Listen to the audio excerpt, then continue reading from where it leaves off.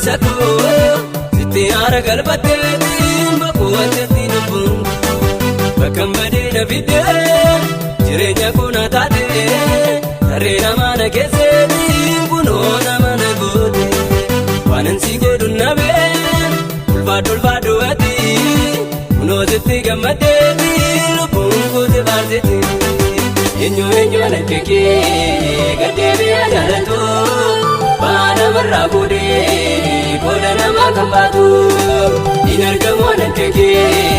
Yesuus yaa qulqulluu koo harkaan gara kee dhufee waan alaarge waaqa koo.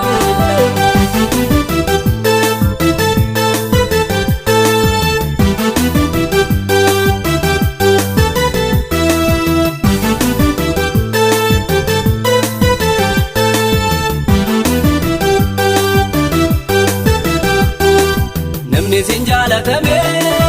uumaan ta'uun jiraata ulfinni isaa dabaleetiin tulluu irratti mul'ata siin sonda danda'uun mulgameetiin jiraata gateetti keerra bulaa baatteessa kana niifta eenyu ana kekee gaddeebi'aa jaalatu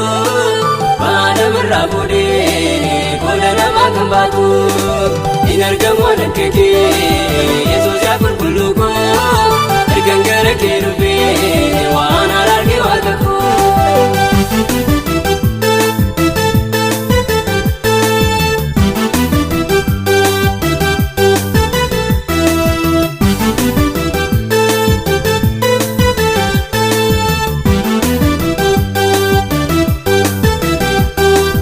Ani mi'eeffadheeraa argeera arjummaa kee utoo diinni ilkaan qaruutii namaa baadiyyaa duunde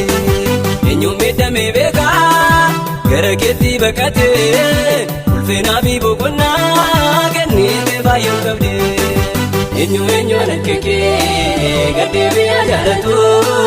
baana marraa boodee kooda namaa kan baatu hin argamu ana kekee Yesuus yaa qulqulluu koo harkaan gara kee dhufee waan alaarge waaqa koo.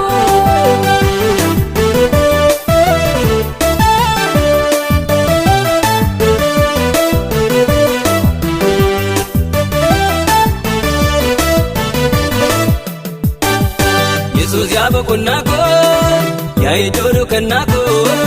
seenaa koo geeddarteetiin bareechite hambuu koo kunoo siifa weeddisaa sittaa olkaa waarsaan koo ani sooman faarfadhaa guutummaa jireenya koo eenyu ana kekee gaddeebi'aa jaalatu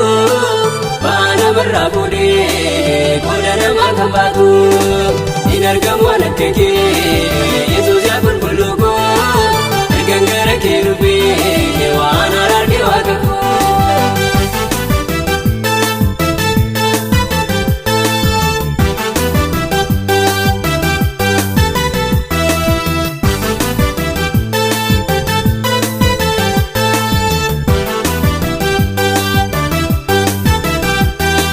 Mallee ati na maltee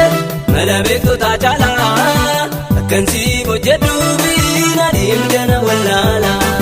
kanaaf carraan argadhee carraa sasalphaa miti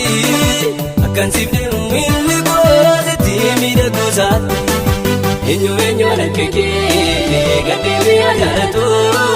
baana marraa boodee kooda namaa kan baatu hin argamu ana kekee